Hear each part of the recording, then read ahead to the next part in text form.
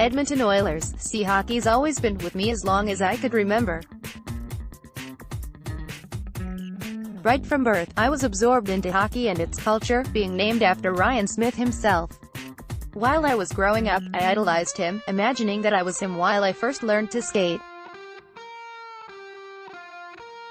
I probably had never cried as much as 9-year-old me did when he was traded.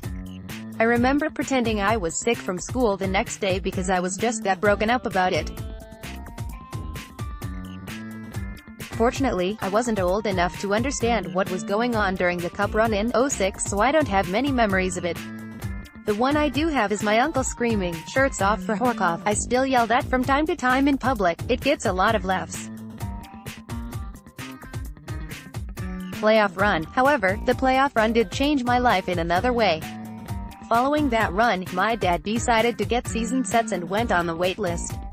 For 3 or 4 years we sat on the list before finally getting them. In the meantime, we had power packs in the nosebleeds.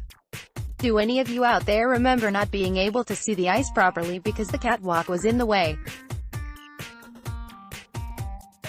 Early Rexall memory. Say what you want about Rexall Place, but being a fan in that old barn was something special. Even though I'd only got to spend 5 or 6 years there, it'll always be home. See, my dad and we didn't get a lot of time to spend together during winters.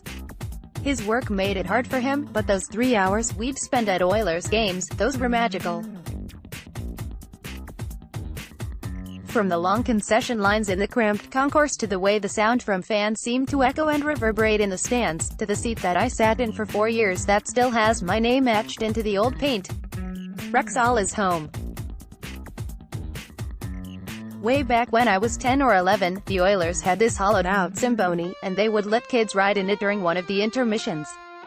My dad, thanks Dad, got me a ticket to sit in that Symbony, and it was a mind-blowing experience. Time froze as I went out onto the ice. Just staring at it up close, you could see all the chips, ruts, and skate marks left in the ice from the period prior. Looking out across that sheet was a mesmerizing experience. There was so much beauty in something that minutes prior was the sight of an all-out brawl between two teams. I was entranced, then I looked up at the Jumbotron and realized the camera had been zoomed in on my face the entire time. That was both the coolest and most embarrassing night I had at Rexall Place. One of my other favorite Rexall stories happened during the Dustin Penner era in Edmonton. See, when we first got our season seats, they were in the Molson Canadian fan zone, aka the everybody has had 5 beers too many zones. Which often meant that we sat next to some colorful characters. Like this one lady that whipped off her shirt and flashed the Jumbotron when I was in the 3rd grade, or the guy who helped me stack 8 popcorn tubs on my head back when popcorn came in tubs. I remember so clearly sitting there while a guy 2 rows behind us screamed, "Go earn your freaking pancakes, you fat sack." He might not have said sack or freaking. He also continued yelling that whenever Penner came off the bench. Good times. Favorite early Oilers player. Now Ryan Smyth might be my namesake, but Ales Hemsky is and will always be my favorite hockey player. Now I know that seemed a little out of place in this narrative, but I rarely get to talk about this, and I'm excited. See, I'm a scrawny little guy. My nickname for a while at school was Shrimp.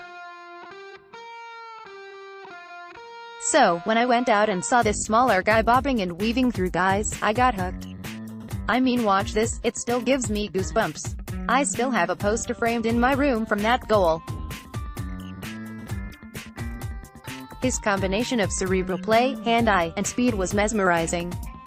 I can watch Hemsky highlight reels for days straight and still be amazed. It is too bad Robin Recker made it his personal vendetta to kill his career. Of course, nothing good lasts forever, and Hemsky was traded to Ottawa. I still remember his last goal, also against Ottawa, and tearing up, knowing my hero was about to be traded away. Thanks for all the memories, Hemmer. Those were some of my early experiences as a fan at Rexall Place. That upbringing is what helped sow the seeds for what I am today.